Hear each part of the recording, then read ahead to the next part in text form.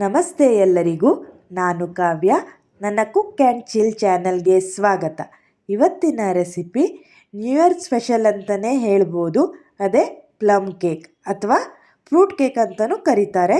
ಈ ಕೇಕನ್ನು ನಾವು ನಮಗೆ ಬೇಕರಿಗಳಲ್ಲಿ ಸಿಗುವ ಕೇಕಿಗಿಂತ ಇನ್ನೂ ಟೇಸ್ಟಿಯಾಗಿ ಹಾಗೂ ಈಸಿಯಾಗಿ ಮನೆಯಲ್ಲೇ ಹೇಗೆ ಮಾಡೋದು ಅಂತ ಹೇಳ್ಕೊಡ್ತಾ ಇದ್ದೇನೆ. ಈ ವಿಡಿಯೋನ ಸ್ಕಿಪ್ ಮಾಡದೆ ನೋಡಿ. ಫಸ್ಟ್ ಟೈಮ್ ಕೇಕ್ ಮಾಡೋರು ಕೂಡ ತುಂಬ ಈಸಿಯಾಗೆ ಮಾಡ್ಕೊಳ್ಬೋದು. ಬನ್ನಿ ಇವಾಗ ಹೇಗೆ ಮಾಡೋದು ಅಂತ ನೋಡ್ಕೊಂಡು ಬರೋಣ. ಮೊದಲು 2 ಆರೆಂಜನ್ನು ತಗೊಂಡಿದ್ದೇನೆ. ಇದ್ರದ್ದು ಫ್ರೆಶ್ ಜ್ಯೂಸನ್ನು ಕೂಡ ಇವಾಗ ತಗೊಂಡಿದ್ದೇನೆ. ಇದರಲ್ಲಿ ಒಂದು ಚಿಕ್ಕ ಬೌಲ್ ಆಗೋವಷ್ಟು ಒಣ ಖರ್ಜೂರ, ಜೊತೆಗೆ ಕಪ್ಪು ಒಣ ದ್ರಾಕ್ಷಿ ತಗೊಂಡಿದ್ದೇನೆ, ಮತ್ತು ಸ್ವಲ್ಪ ಟೂಟಿ ಫ್ರೂಟಿ, ಜೊತೆಗೆ ಚೆರ್ರಿ. ಅದರ ನಂತರ ಇವಾಗ ಸ್ವಲ್ಪ ಕೆಂಪು ಒಣ ದ್ರಾಕ್ಷಿನ ಕೂಡ ತಗೊಂಡಿದ್ದೇನೆ. ಇವೆಲ್ಲವನ್ನು ಒಂದ್ಸಲ ಮಿಕ್ಸ್ ಮಾಡಿ 1 ಗಂಟೆ ನೆನೆಲಿಕ್ಕೆ ಬಿಡಬೇಕು. ಆ ಡ್ರೈ ಫ್ರೂಟ್ಸ್ ಎಲ್ಲ ಸ್ವಲ್ಪ ಮೆತ್ತಗಾಗಬೇಕು. ಇವಾಗ ಒಂದು ಪ್ಯಾನನ್ನು ಬಿಸಿಗಿಟ್ಟು ಇದರಲ್ಲಿ 3-4 ಟೀ ಸ್ಪೂನ್ ಆಗುವಷ್ಟು ಸಕ್ಕರೆನ ಹಾಕ್ಕೊಂಡಿದ್ದೇನೆ.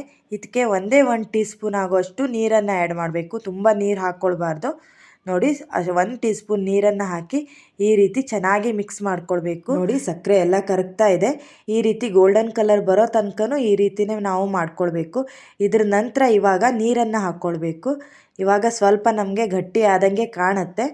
ಅದು ಇವಾಗ ನೀರಿನ ಜೊತೆ ಮಿಕ್ಸ್ ಆಗಿ ಚೆನ್ನಾಗಿ ಅದು ಕರಗತ್ತೆ. ಇವಾಗ ನೀರು ಹಾಕ್ಕೊಂಡು ನಾವು ಇದನ್ನೆಲ್ಲ ಕರಗಿಸಿ ಇದು ಒಂದು ಕುದಿ ಬಂದಾದ ನಂತರ ಗ್ಯಾಸ್ ಫ್ಲೇಮನ್ನು ಆಫ್ ಮಾಡಬೇಕು. ಇವಾಗ ಇದನ್ನು ತಣ್ಣಗಾಗ್ಲಿಕ್ಕೆ ಬಿಡಬೇಕು. ನಮ್ಮದು ಶುಗರ್ ಕ್ಯಾರಮಲೈಸ್ ಕೂಡ ರೆಡಿಯಾಗಿದೆ. ಈಗ ಒಂದು ಮಿಕ್ಸಿ ಜಾರಿಗೆ 3-4 ಸ್ಪೂನ್ ಆಗುವಷ್ಟು ಶುಗರ್ನ ಹಾಕ್ಕೊಂಡಿದ್ದೇನೆ. ಇದ್ರ ಜೊತೆ 1 ಚಕ್ಕೆ, 2 ಲವಂಗ, 2 ಏಲಕ್ಕಿನ ಕೂಡ ಹಾಕ್ಕೊಂಡಿದ್ದೇನೆ. ಇದು ಹಾಕ್ಕೊಳ್ಳೋದ್ರಿಂದ ಫ್ಲೇವರ್ ತುಂಬ ಚೆನ್ನಾಗಿ ಬರುತ್ತೆ. ಈಗ ಒಂದು ಬೌಲನ್ನು ತಗೊಂಡು ಇದರಲ್ಲಿ 3-4 ಟೀ ಸ್ಪೂನ್ ಆಗುವಷ್ಟು ನಾನು ಬೆಣ್ಣೆನ ಕೂಡ ಹಾಕ್ಕೊಂಡಿದ್ದೇನೆ. ಇದನ್ನು ಒಂದು ಸ್ಪ್ಯಾಚುಲಾದಿಂದ ಚೆನ್ನಾಗಿ ತಿರುಗಿಸ್ಕೊಳ್ಬೇಕು. ಇದರಲ್ಲಿ ಇವಾಗ 2 ಮೊಟ್ಟೆನ ಆ್ಯಡ್ ಮಾಡ್ತಾ ಇದ್ದೇನೆ. ನೋಡಿ, ಈ ಥರ ಒಡೆದು ಹಾಕ್ಕೊಂಡಿದ್ದೇನೆ. ಮೊಟ್ಟೆನ ಹಾಕ್ಕೊಂಡು ಕೂಡ ಚೆನ್ನಾಗಿ ಇದನ್ನು ಮಿಕ್ಸ್ ಮಾಡ್ಕೊಳ್ಬೇಕು. ನೋಡಿ, ಈ ರೀತಿ ಚೆನ್ನಾಗಿ ಇದನ್ನು ತಿರುಗಿಸ್ಕೊಳ್ಬೇಕು. ಆವಾಗ ಚೆನ್ನಾಗಿ 2 ಕೂಡ ಮಿಕ್ಸ್ ಆಗತ್ತೆ. ಇವಾಗ ಮಿಕ್ಸ್ ಆದ ನಂತರ ನಾವು ಗ್ರೈಂಡ್ ಮಾಡಿಟ್ಟಿರೋ ಶುಗರ್ ಪೌಡರ್ನ ಕೂಡ ಇವಾಗ ಇದರಲ್ಲಿ ಆ್ಯಡ್ ಮಾಡ್ತಾ ಇದ್ದೇನೆ. ನೋಡಿ, ಅದ್ರ ಜೊತೆ ನಾವು ಕ್ಯಾರಮಲೈಸ್ ಮಾಡಿಟ್ಟಿದ್ನಲ್ಲ ಆ ಶುಗರ್ ಸಿರಪ್ನ ಕೂಡ ಇವಾಗ ಇದರಲ್ಲಿ ಹಾಕ್ಕೊಂಡಿದ್ದೇನೆ. ಇದನ್ನು ಹಾಕಿ ಕೂಡ ಚೆನ್ನಾಗಿ ಈ ರೀತಿ ತಿರುಗಿಸ್ಕೊಳ್ಬೇಕು. ಇದು ಎಷ್ಟು ಚೆನ್ನಾಗಿ ನಾವು ತಿರುಗಿಸ್ಕೊಳ್ತೀವೋ ಅಷ್ಟು ಚೆನ್ನಾಗಿ ಕೇಕ್ ಬರುತ್ತೆ. ನೋಡಿ, ಇದರಲ್ಲಿ ಇವಾಗ ನಾವು 1 ಗಂಟೆಗಳ ಕಾಲ ನೆನೆಸಿಟ್ಟಂಥ ಡ್ರೈ ಫ್ರೂಟ್ಸ್ನ ಕೂಡ ಆ್ಯಡ್ ಮಾಡ್ತಾ ಇದ್ದೇನೆ. ನನಗಿಲ್ಲಿ ಟೈಮ್ ಇರಲಿಲ್ಲ, ಹಾಗಾಗಿ ನಾನು 1 ಗಂಟೆ ಅಷ್ಟೇ ಇದನ್ನು ನೆನೆಸಿಟ್ಟಿದ್ದೆ. ನಿಮ್ಮ ಹತ್ರ ಏನಾದರೂ ಟೈಮ್ ಇದ್ದರೆ ನೀವು 3-4 ಗಂಟೆ ಮೊದಲೇ ಇದನ್ನು ನೆನೆಸಿಡ್ಬೋದು. ಇನ್ನೂ ಚೆನ್ನಾಗಿ ಬರುತ್ತೆ ಕೇಕು. ಈಗ ನಟ್ಸನ್ನು ಹಾಕ್ಕೊಳ್ತಾ ಇದ್ದೇನೆ. ಚಿಕ್ಕದಾಗಿ ಕಟ್ ಮಾಡಿಟ್ಟಿರೋ ಗೋಡಂಬಿ, ಜೊತೆಗೆ ಪಿಸ್ತಾ, ಅದ್ರ ಜೊತೆ ಬಾದಾಮಿನ ಕೂಡ ಆ್ಯಡ್ ಮಾಡಿದ್ದೇನೆ. ಈಗ ನಾವು ಚಿಕ್ಕದಾಗಿ ಆರೆಂಜ್ ಸಿಪ್ಪೆನ ತುರಿದು ಕೂಡ ಆ್ಯಡ್ ಮಾಡಿದ್ದೇನೆ. ಇದರಿಂದ ಫ್ಲೇವರ್ ತುಂಬಾ ಚೆನ್ನಾಗಿ ಬರುತ್ತೆ ಕೇಕಿಗೆ.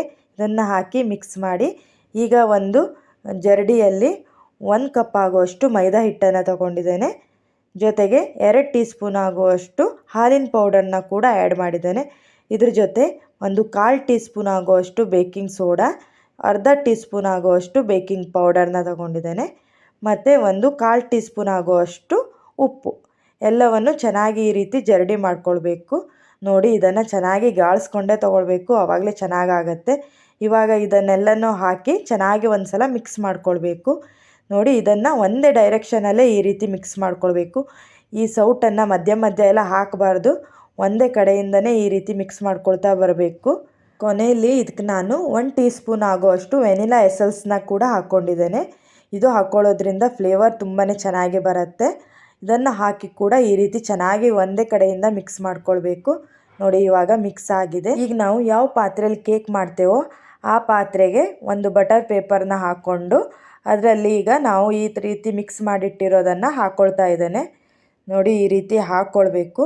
ಹಾಕ್ಕೊಂಡು ಅದರ ಮೇಲೆ ಈಗ ನಾನು ಸ್ವಲ್ಪ ಚೆರ್ರಿ, ಸ್ವಲ್ಪ ಟೂಟಿ ಫ್ರೂಟಿ, ಜೊತೆಗೆ ಸ್ವಲ್ಪ ಬಾದಾಮಿನ ಕೂಡ ಈ ರೀತಿ ಮೇಲೆ ಹಾಕ್ಕೊಳ್ಬೇಕು. ಕೇಕ್ ಇಡೋಕ್ಕಿಂತ ಮುಂಚೆ ಕುಕ್ಕರ್ನ ಪ್ರೀ ಹೀಟ್ ಮಾಡ್ಕೊಳ್ಬೇಕು. ನಾನು 7 ನಿಮಿಷ ಮುಂಚೆ ಮಾಡ್ಕೊಂಡಿದ್ದೇನೆ. ಇದರಲ್ಲಿ ಇವಾಗ ಪಾತ್ರೆನ ಕೂಡ ಇಟ್ಟಿದ್ದೇನೆ. ಮುಚ್ಚಳ ಮುಚ್ಚೋಕ್ಕಿಂತ ಮುಂಚೆ ಇದ್ರದ್ದು ವೈಸರು ಮತ್ತು ವಿಷಲ್ನ ತಗೊಳ್ಬೇಕು. ಕೇಕನ್ನು 1 ಗಂಟೆ ಬೇಕ್ ಮಾಡಬೇಕು. ಒಂದು 45 ನಿಮಿಷ ಆದಮೇಲೆ ಒಂದು ಸಲ ಓಪನ್ ಮಾಡಿ ನೋಡಿ. ಆಗದೇ ಇದ್ದರೆ ಇನ್ನೊಂದು 15 ನಿಮಿಷ ಇಡಿ. ನಾನು ಇದನ್ನು ಇವಾಗ ನಿಮಗೆ 1 ಗಂಟೆ ನಂತರ ಓಪನ್ ಮಾಡಿ ತೋರಿಸ್ತಾ ಇದ್ದೀನಿ. ಇದನ್ನು ಒಂದು ಟೂತ್ ಪಿನ್ನಿನ ಸಹಾಯದಿಂದ ನಾನಿದು ಬೆಂದಿದೆಯಾ ಇಲ್ಲ ಅಂತ ಚೆಕ್ ಮಾಡ್ತಾ ಇದ್ದೀನಿ. ಇದು ಚೆನ್ನಾಗಿ ಬೆಂದಿದೆ ನೋಡಿ. ನೋಡ್ತಾ ಇದ್ರೇ ತಿನ್ನಬೇಕು ಅನಿಸ್ತಾ ಇದೆ ನೋಡಿ. ಇವಾಗ ಒಂದು ನೈಫಿನ ಸಹಾಯದಿಂದ ಇದನ್ನು ಓಪನ್ ಮಾಡೋಣ. ನಾನು ಇವಾಗ ತಿರುಗಿಸಿ ಹಾಕಿದ್ದೇನೆ. ಇವಾಗ ಟರ್ನ್ ಮಾಡಿ ಕೂಡ ತೋರಿಸ್ತಾ ಇದ್ದೇನೆ. ಇದ್ರ ಮೇಲೆ ಹಚ್ಚಿರೋ ಬಟರ್ ಪೇಪರ್ನ ಕೂಡ ಇವಾಗ ತಗೊಳ್ತಾ ಇದ್ದೇನೆ ನೋಡಿ. ಎಷ್ಟು ಚೆನ್ನಾಗಿ ಬಂದಿದೆ ಅಂತ ಕೇಕು. ಇದು ತಿನ್ನಲಿಕ್ಕೂ ತುಂಬಾ ಟೇಸ್ಟಿಯಾಗೇ ಇರುತ್ತೆ. ಹಾಗಾದರೆ ಇನ್ನೇನಕ್ಕೆ ವೇಟ್ ಮಾಡ್ತಾ ಇದ್ದೀರಾ? ಈ ನ್ಯೂ ಇಯರ್ನ ಇನ್ನೂ ಸ್ಪೆಷಲಾಗಿ ಸೆಲೆಬ್ರೇಟ್ ಮಾಡಬೇಕಂದ್ರೆ ನಿಮ್ಮ ಮನೆಯಲ್ಲೂ ಕೂಡ ಈ ರೀತಿ ಕೇಕನ್ನು ಮಾಡಿ ನೀವು ನಿಮ್ಮ ಫ್ಯಾಮಿಲಿ ಜೊತೆಗೆ ಕಟ್ ಮಾಡಿ ಎಂಜಾಯ್ ಮಾಡಿ. ಫ್ರೂಟ್ ಕೇಕ್ ನೋಡಲಿಕ್ಕಷ್ಟೇ ಅಲ್ಲ, ಟೇಸ್ಟ್ ಕೂಡ ಹೌದು, ತುಂಬಾ ಚೆನ್ನಾಗಿ ಬರುತ್ತೆ. ಒಂದು ಸಲ ನಿಮ್ಮ ಮನೇಲಿ ಮಿಸ್ ಮಾಡದೆ ಇದನ್ನು ಟ್ರೈ ಮಾಡಿ. ಇದರಲ್ಲಿ ನಾವು ತುಂಬಾ ಡ್ರೈ ಫ್ರೂಟ್ಸು ಜೊತೆಗೆ ನಟ್ಸ್ ಎಲ್ಲ ಹಾಕಿರೋದ್ರಿಂದ ಇದು ಮಕ್ಕಳಿಗೆ ಅಷ್ಟೇ ಅಲ್ಲ, ದೊಡ್ಡವರಿಗೂ ಕೂಡ ತುಂಬಾ ಇಷ್ಟವಾಗುತ್ತಿದ್ದು. ಬನ್ನಿ ಇವಾಗ ಇದನ್ನು ನಿಮಗೆ ಕಟ್ ಮಾಡಿ ತೋರಿಸ್ತೇನೆ ಒಳಗಡೆ ಎಷ್ಟು ಚೆನ್ನಾಗಿ ಬೆಂದಿದೆ ಅಂತ.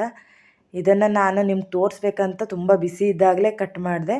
ನೀವು ಇದನ್ನು ಫುಲ್ ತಣ್ಣಗಾದ ನಂತರನೇ ಕಟ್ ಮಾಡಿ, ಆವಾಗ ಪೀಸಸ್ಸು ಕೂಡ ಚೆನ್ನಾಗಿ ಬರುತ್ತೆ ನೋಡಿ. ಎಷ್ಟು ಸ್ಪಾಂಜಿಯಾಗಿ ಬಂದಿದೆ ಅಂತ. ಈ ಕೇಕನ್ನು ನಾವು ಮಾಡಿದ ದಿನಕ್ಕಿಂತ ನೆಕ್ಸ್ಟ್ ಡೇ ತಿಂದರೆ ತುಂಬಾ ಟೇಸ್ಟಿಯಾಗಿರುತ್ತೆ. ಇದ್ರ ಜೊತೆ ಇದನ್ನು ನಾವು 2-3 ದಿನ ಸ್ಟೋರ್ ಮಾಡಿ ಕೂಡ ಇಟ್ಟು ತಿನ್ಬೋದು. ಇದನ್ನು ಏನು ಫ್ರಿಜ್ಜಲ್ಲೇ ಇಡಬೇಕಂತ ಇಲ್ಲ. ಹಾಗಾದರೆ ಈ ವಿಡಿಯೋ ನಿಮಗೇನಾದರೂ ಇಷ್ಟವಾದರೆ ಪ್ಲೀಸ್ ಇದನ್ನು ನಿಮ್ಮ ಫ್ಯಾಮಿಲಿ ಫ್ರೆಂಡ್ಸ್ ಜೊತೆ ಶೇರ್ ಮಾಡಿ, ಸಬ್ಸ್ಕ್ರೈಬ್ ಮಾಡ್ಕೊಳ್ಳಿ ಹಾಗೂ ಕಮೆಂಟ್ ಮಾಡಿ. ಆದಷ್ಟು ಬೇಗ ಇನ್ನೊಂದು ಒಳ್ಳೆ ರೆಸಿಪಿಯೊಂದಿಗೆ ನಿಮಗೆ ಸಿಗೋ ತನಕ ನಿಮಗೆ ಧನ್ಯವಾದಗಳು.